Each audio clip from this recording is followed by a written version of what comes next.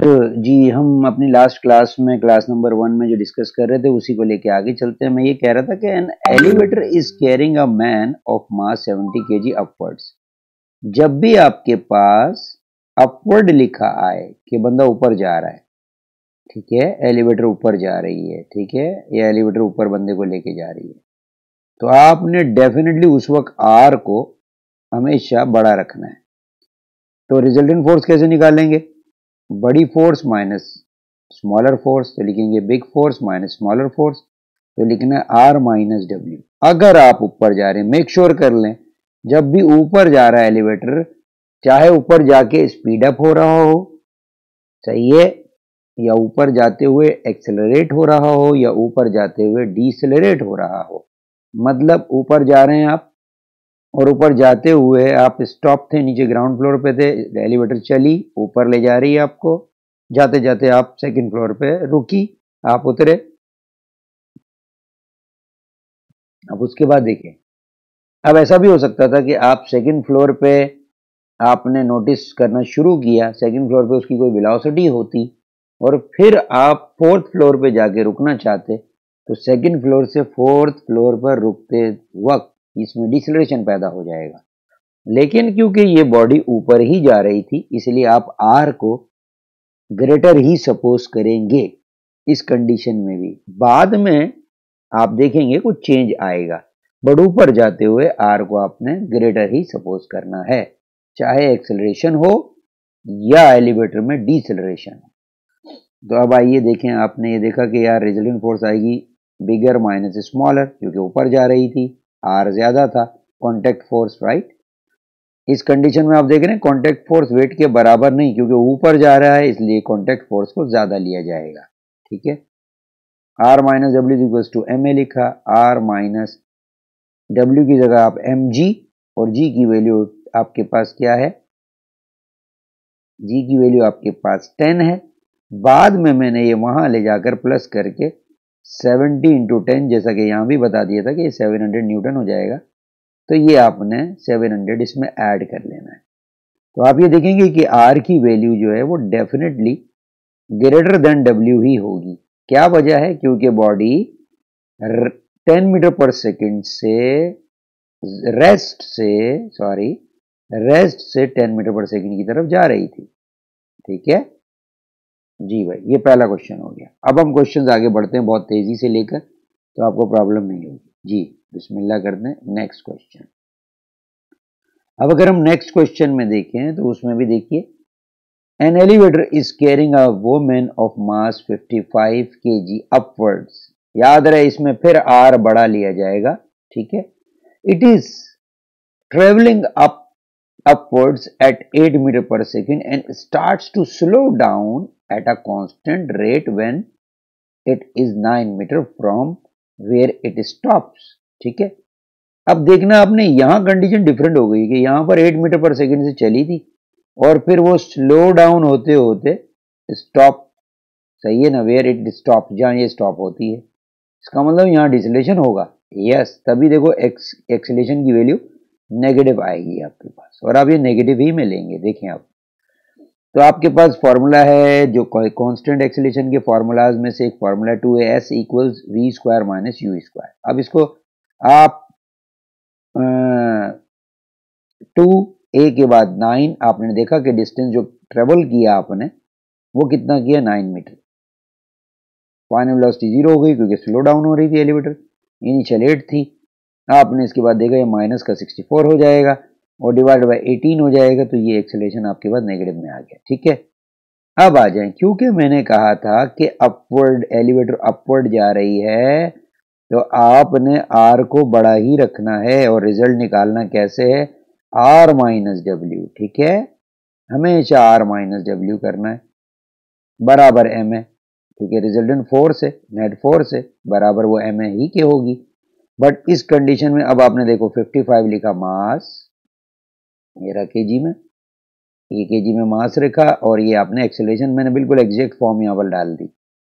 आप ना डालें कोई प्रॉब्लम नहीं, कैलकुलेटर से आप इसकी वैल्यू निकालें, ये वैल्यू ये आएगी, ठीक है। जब ये वैल्यू आ जाए तो 550 में से ये वैल्यू लेस करें क्योंकि ये माइनस का 550 जो वेट है ये वहां जाके प्लस हो जाएगा, और ये लेस करके आप देखेंगे अब जो आपके पास reaction of the surface contact force है वो 354.4 आ गई, जो 354 आप ले सकते हैं ऑलमोस्ट। अब आप गौर कीजिएगा, आपने ये देखा होगा कि मैंने आर हमेशा ग्रेटर लिया जब मैं ऊपर जाता हूं, ठीक है, लेकिन एट द एंड आर की वैल्यू डब्ल्यू से कम आई है। डब्ल्यू देखो 550 है जबकि आर ये है। क्यों? क्योंकि अगर ऊपर जाते हुए बॉडी डीसेलरेट होगी यानी कि स्पीड 8 मीटर पर सेकेंड से वो स्लो डाउन होगी, तो उस कंडीशन में जो आर है वो वेट के मुकाबले में खुद ब खुद रिड्यूस हो जाएगा। बट आपने ये मेक श्योर करना है जब भी बॉडी ऊपर जा रही थी, चाहे एक्सेलेरेशन हो या रिटार्डेशन हो, ऊपर जाने के लिए आर को आपने हमेशा बड़ा लिखना है और इसको छोटा यानी कि आर में से डब्ल्यू लेस करना है। अब आपके पास और एग्जांपल्स आती हैं, चेक करें। बिस्मिल्लाहिर्रहमानिर्रहीम। तीसरा आप क्वेश्चन देखें ताकि ये क्वेश्चन आपके पक्के हो जाएं। देखें, फिर आता है an elevator is carrying a trolley of mass 30 kg downwards. अब आप देखेंगे यहां पर आपका क्लियर होगा माइंड में चीज। अब यहां लिखा है कि वो जो एलिवेटर है वो डाउनवर्ड लेके जा रही है 30 kg के ट्रॉली को। अब आप देखना, मैं हमेशा अब डब्ल्यू को बड़ा लूंगा मैं, क्योंकि बॉडी नीचे जा रही है, और आर को मैं छोटा लूंगा, तो रिजल्टेंट जब भी निकालूंगा मैं लिखूंगा डब्ल्यू माइनस आर जब नीचे जा रहा हूंगा।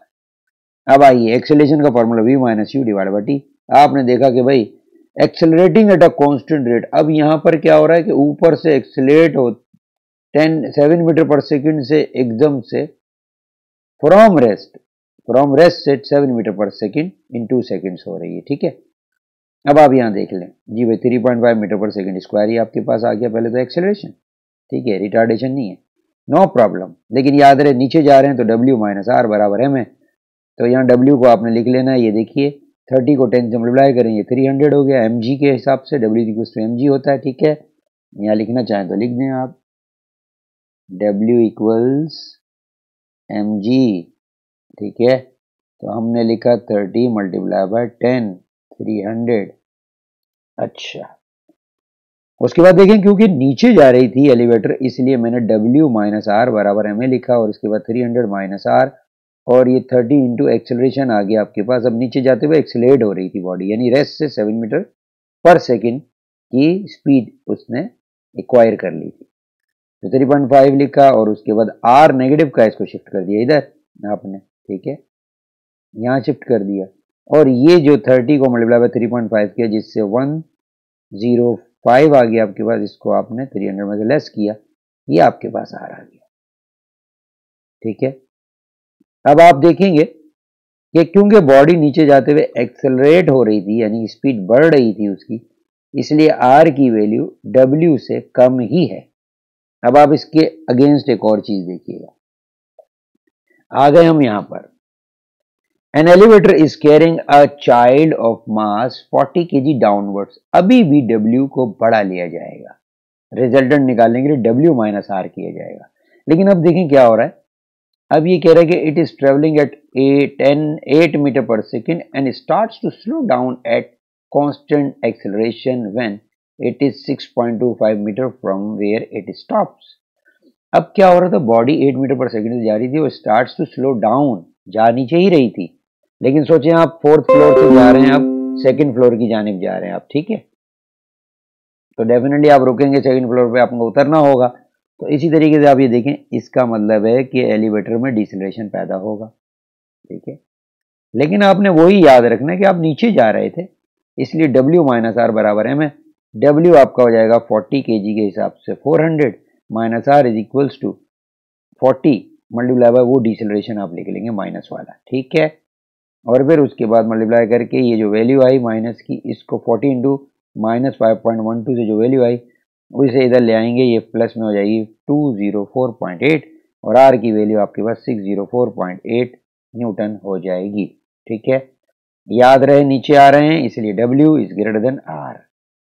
इसको मेक श्योर करें, जल्दी जल्दी ये क्वेश्चन हो जाएंगे, आप ये देख भी सकते हैं। जी भाई यहां देखते हैं, अ forklift truck carries a wooden pallet. On the pallet is a box of tiles with mass 35 kg.